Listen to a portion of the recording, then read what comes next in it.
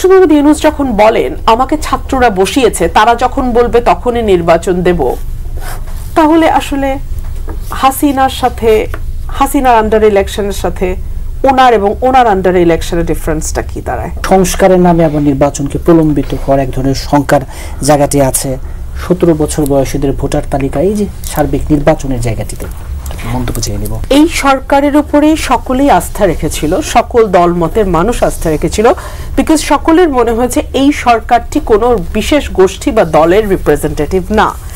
কিন্তু সরকারের কোনো কথায় বা কাজে বা পদক্ষেপে যদি ধীরে ধীরে রাজনৈতিক দলগুলোর মধ্যে এমন একটা বিশ্বাস জন্ম নেয় যে এই সরকারটি চাইছে কোনো একটি বিশেষ পক্ষ বা শক্তি ফ্লারিশ করুক, কোনো বিশেষ পক্ষ বা শক্তিকে কিছুটা সুবিধা দিতে চাইছে এবং সে কারণে রাজনৈতিক কিছু সিদ্ধান্ত তারা নিচ্ছে সো দ্যাট কোনো আরেকটি বিশেষ রাজনৈতিক গোষ্ঠী তাতে সুবিধা পায়, তাহলে কিন্তু যে ঐক্যের কথা মান্না ভাই এতক্ষণ পর্যন্ত বললেন সেটার পসিবিলিটি তো এমনি অনেক কম, আর এটা হলে একেবারেই কবরের শেষ পেরেক ঠোকার মতো হবে।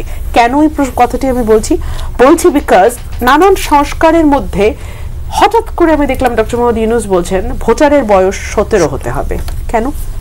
মানে এটা তো 17 না 18, এটা নিয়ে তো আসলে আমাদের রাজনৈতিক দলগুলোর মধ্যে কখনো কোনো বিতর্ক দেখা দেয়নি।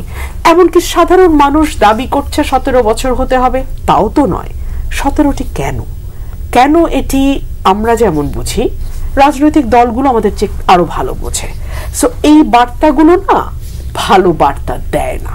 1 2 হচ্ছে ডক্টর মোহাম্মদ ইউনূস যখন বলেন আমাকে ছাত্ররা বসিয়েছে, তারা যখন বলবে তখনই নির্বাচন দেব, তাহলে আসলে হাসিনার আন্ডার ইলেকশনের সাথে ওনার এবং ওনার আন্ডার ইলেকশনের ডিফারেন্সটা কি দাঁড়ায়? উনি তো একটা পক্ষের দিকে ঝুঁকে গেলেন, তাই না? কারণ আমরা এই কথাটি বলছি কারণ স্টুডেন্টরা যদি কেবলমাত্র একটা প্রেশার গ্রুপ হিসেবে থাকতো আমাদের এই প্রশ্ন আসতো না, কিন্তু স্টুডেন্টরা তো একটা পার্টি ফর্ম করতে চাচ্ছে, স্টুডেন্টরা পলিটিক্স করতে চাচ্ছে এবং সেখানে যখন সরকার প্রধান কিছুটা ঝুঁকে যান ওইদিকে, এমন ভাবে কথা বলেন যেটা দিন শেষে পাগলেও বোঝে কাকে বেনিফিটেড করবে, তখন কিন্তু এই অনাস্থা অবিশ্বাস এবং যে কথাটি মান্না ভাই বলছিলেন যে হি ইজ দ্য ওয়ান যার আন্ডারে ঠিক না, যার নেতৃত্বে হয়তো সকলেই বসতে পারতো, অ্যাটলিস্ট ওই ক্ষমতা আসা না আসাটা পরের কথা, কিন্তু ভরসা রেখে বসতে পারতো, সেই জায়গাটা ওকে একটু নড়বড়ে হয়ে যায় না? সো আমি আশা করবো ডক্টর মোহাম্মদ ইউনূস বিষয়গুলো ডেফিনেটলি উনি ওনার কগনিজেন্সে নেবেন। একজন অসাধারণ ইকোনমিস্ট মানে একজন অসাধারণ পলিটিশিয়ান তো না, তাই না? রাজনীতির পথে তো উনি আসলে হাঁটেন নাই কখনো, এটা কোনো দোষেরও বিষয় না, উনি হাঁটেন নাই কখনো। সো এখানে ঝামেলা হতেই পারে।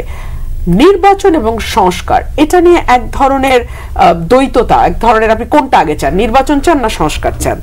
না, দুটার মধ্যে ক্ল্যাশ হওয়ার কিছু নাই, দুটো একসাথেই চলতে পারে। সংস্কার একটা চলমান প্রক্রিয়া, সৃষ্টির আদি থেকে সকল কিছু সময়ে সময়ে বদলেছে, নতুন যুক্ত হয়েছে, পুরাতন সরে গেছে, পুরাতনের সঙ্গে আবার নতুন কিছু যুক্ত হয়ে এসছে, এভাবেই সংস্কার, এভাবেই পরিবর্তন চলেছে। সো সামনের দিনগুলোতেও এভাবেই চলবে। কিন্তু ছাত্ররা তো বলতে চায় যে কিছু জায়গায় সংস্কার না হলে এই সংস্কার আসলে হবেই না। রাইট, কিছু জায়গায় ডেফিনেটলি, সেই কিছু জায়গাগুলো কোন জায়গা সেটা তো আপনি আমি এখানে বসে ঠিক করলে হবে না, বা স্টুডেন্টরাও যদি চাপিয়ে দেয় সেটাও হবে না। ওরা রাজনৈতিক সংস্কৃতির পরিবর্তন চায়। আমি রুমিন ফারহানা, আমিও রাজনৈতিক সংস্কৃতির পরিবর্তন চাই। ওরা দখলদারি, চাঁদাবাজি, টেন্ডারবাজি, রেন্ট সিকিং এর রাজনীতির পরিবর্তন চায়, আমিও সেই পরিবর্তনগুলো চাই। কিন্তু সেই পরিবর্তনগুলো তো একদিনে হবে না।